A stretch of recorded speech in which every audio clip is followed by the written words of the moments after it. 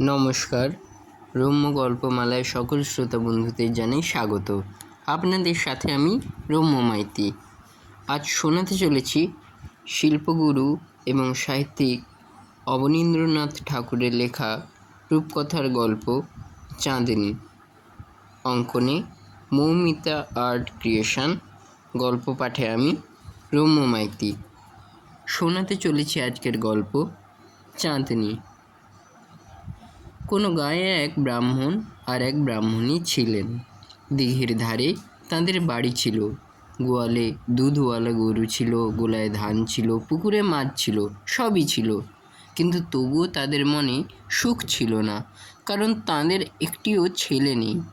ব্রাহ্মণী অনেক রকম ব্রত করলেন, যেসব ব্রত করলে কার্তিক গণেশের মতো ছেলে হয়, যাতে রাজার মা হয়। ছেলে হাতি ঘোড়া চড়ে, সোনার খাটবালঙ্গে বসে।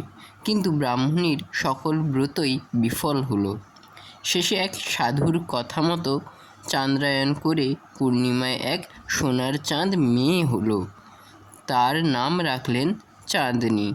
পাড়ার লোক দেখে বললে, মেয়ে নয় তো, চাঁদের কণা। চাঁদনীকে কোলে পেয়ে ব্রাহ্মণীর আনন্দের সীমা রইল না। ব্রাহ্মণী চাঁদনীকে বড় আদরে, বড় যত্নে মানুষ করতে লাগলেন। চাঁদনী যখন খুব ছোট, যখন সে ভালো করে চলতে শেখেনি, যখন সে ভালো করে বলতে শেখেনি, কচি মুখে মিষ্টি কথা আধো আধো ফুটেছে, সেই সময় আকাশে চাঁদ উঠলেই চাঁদনী বড়ই চঞ্চল হয়ে উঠত আর হাতে পাবার জন্য বায়না করত। চাঁদনীর মা তাকে কিছুতেই আর ঘরে রাখতে পারতেন না। চাঁদনীকে কোলে নিয়ে ছাদের উপর এসে চাঁদের আলোয় ঘুম পাড়াতেন। চাঁদনী চাঁদ দেখতে দেখতে ঘুমের ঘোরে বলতো, চাঁদ চাঁদ।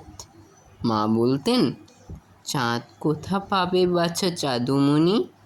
মাটির চাঁদ নয় গড়ে দেব, গাছের চাঁদ নয় পেড়ে দেবে, তুই চাঁদের শিরোমণি, ঘুমোরে আমার খুকুমণি। চাঁদনী চাঁদ মামার গান শুনতে শুনতে অকাতরে ঘুমিয়ে পড়ত। তার চাঁদ মুখে চাঁদের আলো পড়ত, মনে হতো যেন ঠিক ফুলের ওপর চাঁদের আলো পড়েছে। তারপর চাঁদনীর যখন পা হলো, তখন সে এদিক ওদিক ছুটে বেড়াতে শিখলে, তখন প্রতিদিন চাঁদনী তার মায়ের হাত ধরে দিঘির ধারে যেত। মা তার গা ধুতে জলে নামতে। চাঁদনী ঘাটে বসে দেখত দিঘির কালো জলে চাঁদের ছায়া ভাসছে, যেন একখানা রূপোর থালা। চাঁদনী বলতো, মা মা, ওই চাঁদ ধরে দে। মা বলতেন, চাঁদ কোথা পাবে জাদুমণি?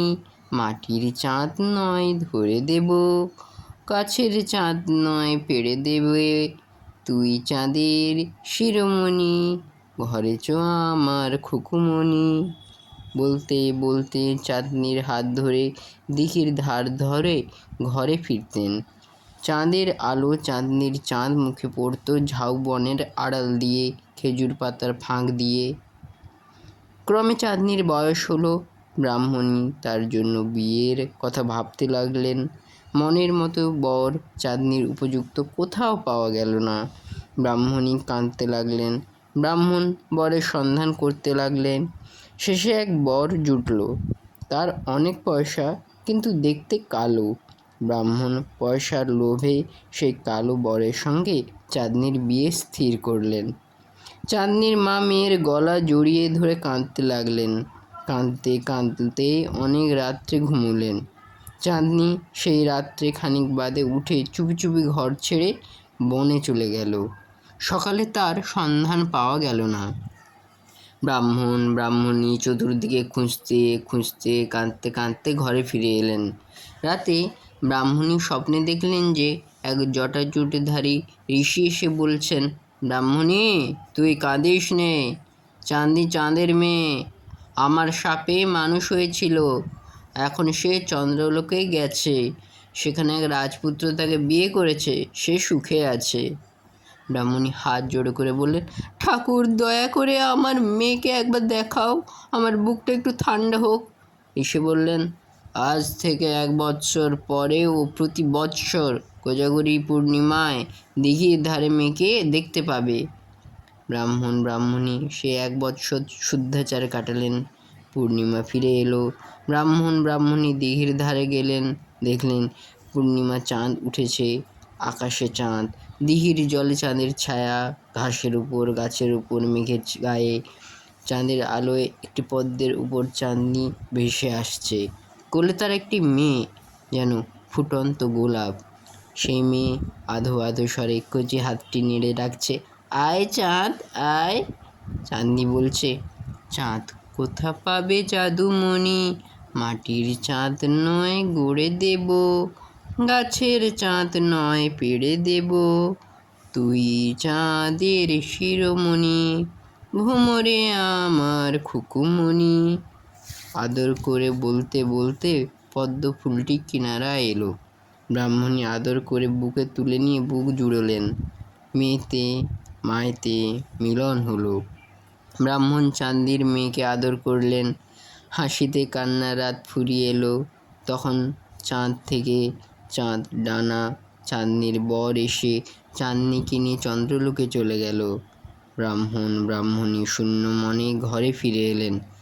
তারপর অনেক দিন, 1 বৎসর পরে চাঁদনি পদ্ম ফুলে ভাসতে ভাসতে এসে ব্রাহ্মণীকে নিয়ে চন্দ্রলোকে চলে গেল। দেশের লোক ভাবল ব্রাহ্মণী মেয়ের শোকে সন্ন্যাসী হয়ে চলে গেল। চাঁদনি তখন চন্দ্রলোকে নাতি নাতনি নিয়ে গল্প করে, আর যখন কাছে কেউ না থাকে তখন আপন মনে চরকা কাটে। পূর্ণিমার চাঁদ উঠলে তোমরা দেখতে পাবে চাঁদনি বুড়ি চরকা কাটছে। কেমন লাগলো আজকের এই গল্প? কমেন্ট বক্সে অবশ্যই লিখে জানান। গল্পটি ভালো লাগলে লাইক এবং শেয়ার করতে ভুলবেন না।